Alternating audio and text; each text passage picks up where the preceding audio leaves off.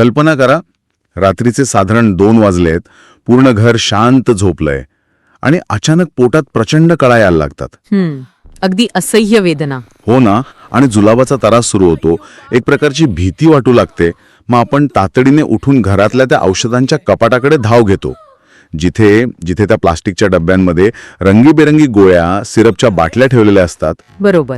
पण कपाट उघडल्यावर लक्षात येतं की अरे बापरे, जुलाबावरची गोळी तर संपलीये. आता अशा वेळी जर मी असं म्हटलं की बाजारात मिळणाऱ्या त्या महागड्या गुलाबी रंगाच्या औषधापेक्षा तुमच्या स्वयंपाकघरातील डब्यात असलेली फक्त अर्धा चमचा कोरडी चहाची पत्ती ही वैज्ञानिकदृष्ट्या जास्त वेगाने आणि प्रभावीपणे काम करू शकते, तर तुमचा विश्वास बसेल? मुळात बऱ्याच जणांचा यावर अजिबात विश्वास बसणार नाही. नक्कीच नाही बसणार. आणि म्हणूनच आजच्या या सखोल विश्लेषणामध्ये आपण याच आश्चर्यकारक सत्याचा वेध घेणार आहोत. ऐकणाऱ्या प्रत्येकासाठी आजची माहिती खूप महत्वाची आहे. आपल्याकडे आज ईशा लाईफ सायन्सेस अकॅडमीच्या किचन रेमेडीज आणि घरगुती उपचारांच्या अतिशय विस्तृत नोट्स आहेत. या सखोल चर्चेचं मुख्य ध्येय हे समजून घेणे आहे की लहान सहान आजारांसाठी थेट कृत्रिम गोळ्या खाण्यापेक्षा नैसर्गिकरित्या शरीर कसं बरं करावं, आणि त्यातून सर्वात महत्वाचं म्हणजे वैद्यकीय खर्चात कशी मोठी बचत होऊ शकते. ठीक आहे, आपण हे जरा उलगडून पाहूया, कारण ही माहिती खरोखरच आपले डोळे उघडणारी आहे. अगदी बरोबर. आणि या नोट्समधील माहितीचा अभ्यास करताना एक गोष्ट प्रकर्षाने जाणवते. कोणती? ही चर्चा केवळ सर्दी, खोकला किंवा पोटदुखीवर तात्पुरता आराम मिळवण्यापुरती मर्यादित नाहीये. म्हणजे बघा, हा विषय आपल्या दैनंदिन जीवनातील सवयी आणि आजारपणाला आपला मेंदू कसा प्रतिसाद देतो यावर थेट मुळापासून घाव घालणार आहे. अच्छा, म्हणजे फक्त वरवरचा उपाय नाहीये हा? अजिबात नाही. आपण आपल्या शरीराच्या नैसर्गिक क्षमतेवर कसा अविश्वास दाखवतो आणि बाहेरील कृत्रिम उपायावर कसे पूर्णपणे अवलंबून राहतो यावर पुनर्विचार करायला लावणारे हे अत्यंत सखोल विश्लेषण आहे. आणि या नोट्समधील एक मुद्दा लगेच लक्ष वेधून घेतो, जो आपल्या याच मानसिकतेवर बोट ठेवतो. नोट्समध्ये अगदी स्पष्ट म्हटलंय की स्वयंपाकघरात असलेल्या वस्तू आणि बाजारात मिळणारी आयुर्वेदाची औषधे यात तत्वात कोणताही फरक नाही. शून्य फरक. हे वाचल्यावर मला एक अतिशय चपखल उदाहरण आठवलं.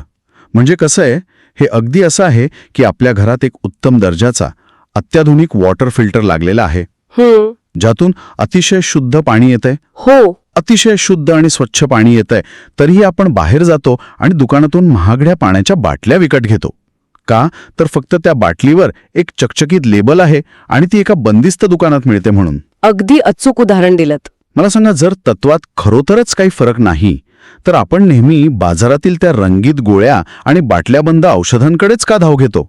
म्हणजे घरच्या डब्यातली हळद आणि मेडिकलमधून आणलेली हळदीची कॅप्सूल ह्यात आपण एवढा भेदभाव का करतो? यामागे ना पूर्णपणे मानवी मानसशास्त्राचा खेळ आहे. मानसशास्त्र? हो. माणसाची एक नैसर्गिक प्रवृत्ती असते. जी गोष्ट अतिशय सहज, मोफत किंवा अत्यंत कमी पैशात उपलब्ध असते ना, तिची आपण किंमत करत नाही. हो, हे तर खरंय. आपल्याला वर्षानुवर्ष अशी सवय लावली गेली आहे की जर एखाद्या गोष्टीसाठी आपण जास्त पैसे मोजले नाहीत, ती गोष्ट चमकदार पॅकिंगमध्ये नसेल, किंवा डॉक्टरने लिहून दिली नसेल, नक्कीच, किंवा ती डॉक्टरच्या लेटर हेडवर लिहून दिलेली नसेल, तर ती प्रभावी असूच शकत नाही असा आपला समज असतो. पण हे ईशा लाईफ सायन्सेसच्या नोट्स एक वेगळाच आरसा दाखवतात. काय सांगतात त्या? आयुर्वेदाची मूळ तत्वे कोणत्याही गुंतागुंतीच्या प्रयोगशाळेत नाहीत, तर आपल्या रोजच्या अन्नातच दडलेली आहेत. बाजारात मिळणारी आयुर्वेदिक औषधे आणि घरातले मसाले हे एकाच नाण्याच्या 2 बाजू आहेत. म्हणजे फक्त पॅकिंगचा फरक आहे? अगदी. फरक फक्त प्रक्रियेचा, चकचकीत पॅकेजिंगचा आणि मार्केटिंगचा आहे.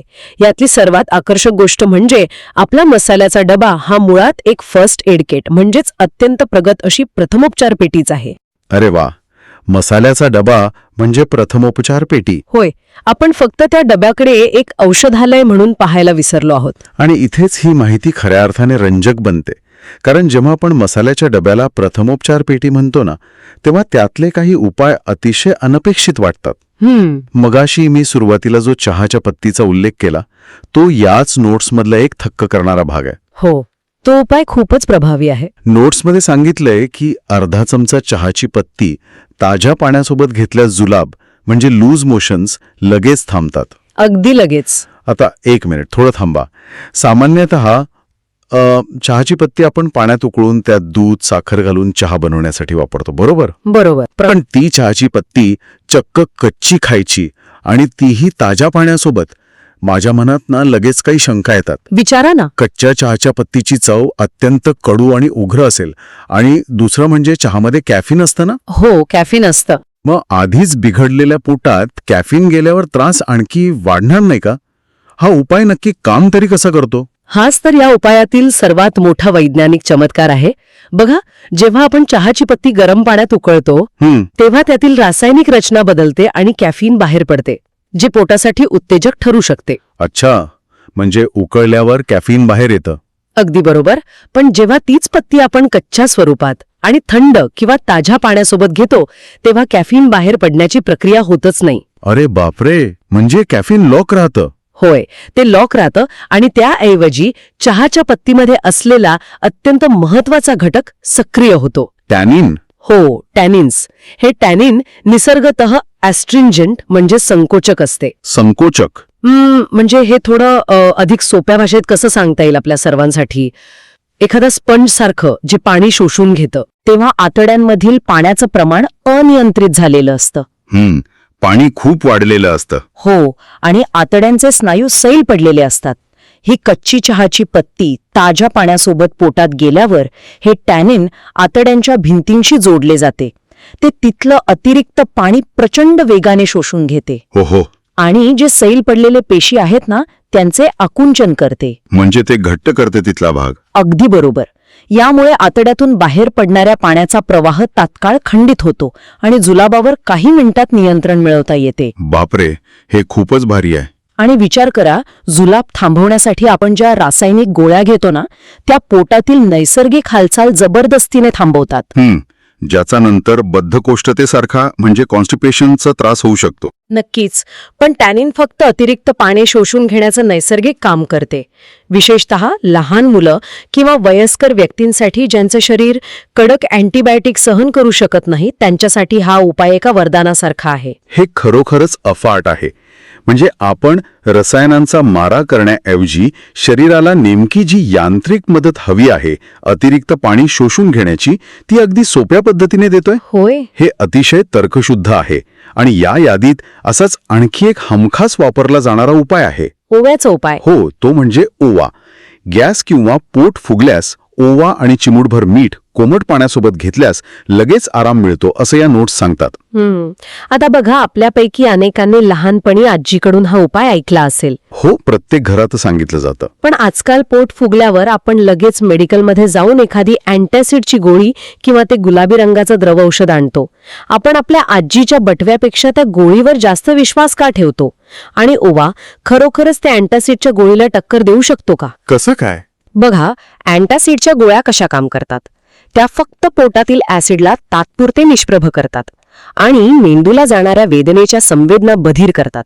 म्हणजे फक्त लक्षणं लपवतात. हो, पण गॅस का निर्माण झालाय या मूळ कारणावर त्या काहीच करत नाहीत. याउलट ओवा आणि मीठ कोमट पाण्यासोबत घेण्यामागील कारण अत्यंत प्रगत दर्जाचं रसायनशास्त्र आहे. अच्छा. ओव्यामध्ये थायमॉल नावाचे एक शक्तिशाली सुगंधी तेल असते, म्हणजे इसेन्शियल ऑइल असतं. थायमॉल? हे थायमॉल पोटातील पाचक रसांना, ज्याला आपण गॅस्ट्रिक ज्युसेस म्हणतो, त्यांना प्रचंड वेगाने उत्तेजित करते.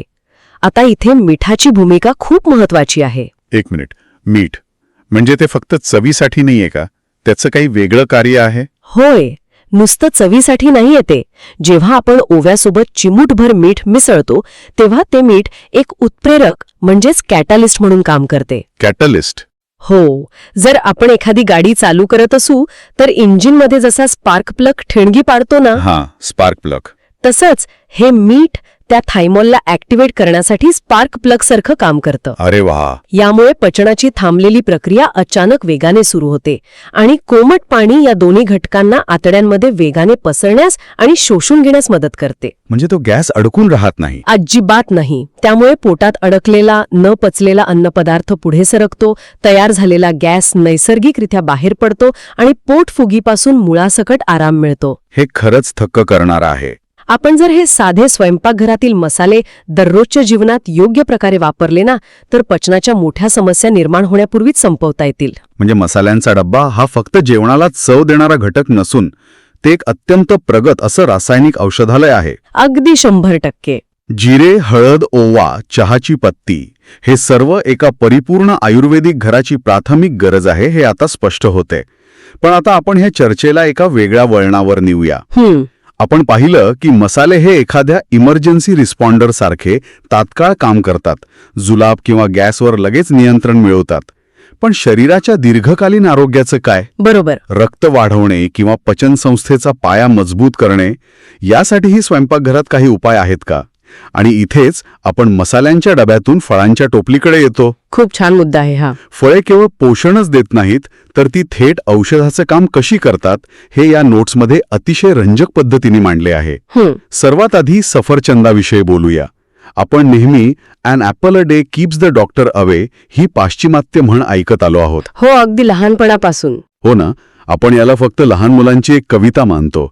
पण ईशा लाईफ सायन्सेसच्या नोट्सनुसार आयुर्वेदही याला मान्यता देतो आणि सफरचंदाला एक वैद्यकीय दर्जाचं फळ मानतो. हे दोन्ही विचार कसे जोडले गेले आहेत? बघा, विज्ञानाची भाषा पाश्चिमात्य असो वा पौर्वात्य, निसर्गाचे मूळ सत्य बदलत नाही. बरोबर.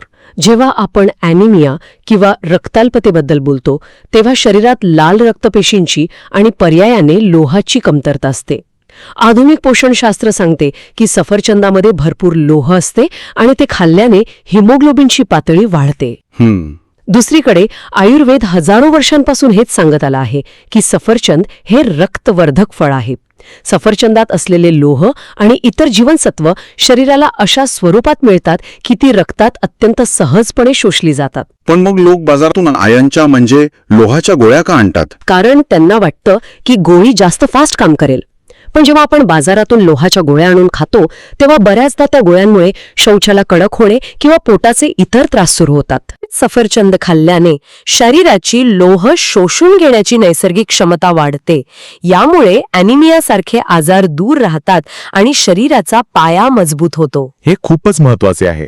कृत्रिम गोळ्यांचे साईड इफेक्ट्स आणि फळांची नैसर्गिक सुरक्षितता यातील हा मोठा फरक आहे. आणि सुरक्षिततेबद्दलच बोलायचं झालं तर केळ्याबद्दल या विश्लेषणात एक अत्यंत महत्वाचा मुद्दा आहे. हो, केळ्याचा वापर तर खूपच कमाल आहे. नोट्स सांगतात की पोटात थंडावा देण्यासाठी आणि पचन सुधारण्यासाठी केळे अत्यंत गुणकारी आहे. सहसा जेव्हा पोटात जळजळ होते म्हणजेच ॲसिडिटी होते तेव्हा लोक एकतर थंड दूध पितात किंवा पुन्हा तीच अँटासिडची गोळी शोधतात. मग केळे हा त्यावरील एक उत्तम पर्याय कसा ठरतो? आपण केळ्याला औषध का मानत नाही? कारण आपल्याला त्याची वैद्यकीय यंत्रणा माहिती नसते.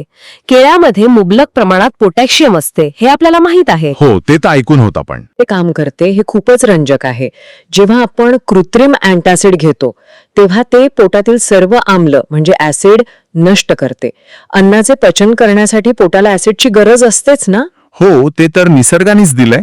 जर तेच नष्ट झाले तर पुढचं अन्न पचणार कसे? म्हणजे एक अडचण सोडवायला गेलो की दुसरी तयार होते. अगदी. या उलट जेव्हा आपण केळे खातो तेव्हा केळे पोटाच्या आतील भिंतीवर एक मऊ नैसर्गिक जेलचा थर तयार करते. अच्छा, म्हणजे एक प्रकारचा लेयर. हो, ज्याला वैद्यकीय भाषेत म्युकोसल लाइनिंग म्हणतात.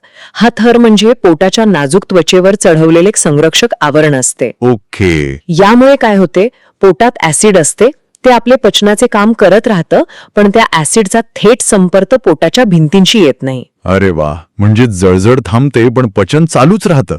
अगदी बरोबर. त्यामुळे जळजळ लगेच थांबते आणि पचनक्रियेत कोणताही अडथळा येत नाही. शिवाय केळ्यातील पोटॅशियम शरीरातील पाण्याचे आणि क्षारांचे संतुलन राखण्यास मदत करते. हा एक असा उपाय आहे जो लहान मुलांपासून ते घरातील वृद्ध व्यक्तींपर्यंत सर्वांसाठी अत्यंत सुरक्षित आहे. आणि शरीराच्या नैसर्गिक प्रक्रियेत कोणताही अडथळा आणत नाही. अजिबात नाही. तर या सगळ्याचा नेमका अर्थ काय? आपण मसाल्यांचे तात्काळ होणारे फायदे पाहिले, फळांचे दीर्घकालीन औषधी गुणधर्म पाहिले. हे सर्व ऐकायला खूप छान वाटतं. पण ईशा लाईफ सायन्सेस अकॅडमीच्या नोट्समधील सर्वात थक्क करणारा आणि विचार करायला लावणारा भाग आता येतोय. मिशन 90%. हो, आणि तो म्हणजे त्यांचे मिशन 90%. या मिशनचा असा दावा आहे की या साध्या घरगुती उपचारांचा आणि आयुर्वेदाच्या नियमांचा वापर केल्यास 90% लोकांच्या हॉस्पिटल फेऱ्या वाचू शकतात. नक्कीच वाचू शकतात. हा केवळ आरोग्याचा किंवा घरगुती उपचारांचा मुद्दा उरत नाही आता, तर हा एक प्रचंड मोठा आर्थिक आणि मानसिक बदल आहे. अगदी बरोबर बोललात. जर आपण याला एका मोठ्या संदर्भाशी जोडले तर आपल्याला या मिशन 90ची खरी ताकद आणि गांभीर्य समजेल. जसं काय? आधुनिक जीवनशैलीत आपल्याला एक अत्यंत खर्चिक सवय लागली आहे. घरात कोणालाही, विशेषतः लहान मुलांना, कोणताही लहानसा त्रास झाला, जसं की नाक गळणे, हलका खोकला किंवा पोटातील गॅस, की आपण लगेच घाबरून डॉक्टरकडे धाव घेतो. हो, पाणी होतो आपण लगेच. बरोबर. तिथे कन्सल्टिंग फी, अनेक अनावश्यक चाचण्या आणि महागड्या औषधांची यादी, असा शेकडो हजारो रुपयांचा खर्च एका झटक्यात होतो. एका मध्यमवर्गीय किंवा गरीब कुटुंबाचा बजेट पाहिला ना, तर त्यातला एक मोठा हिस्सा या अनावश्यक वैद्यकीय खर्चावर जातो. हे तर 100% खरं आहे. खूप पैसे जातात यात. पण जेव्हा हीच कुटुंबे मिशन 90% अंतर्गत पुन्हा एकदा त्यांच्या स्वयंपाकघरातील ज्ञानाकडे वळतात, तेव्हा काय होते?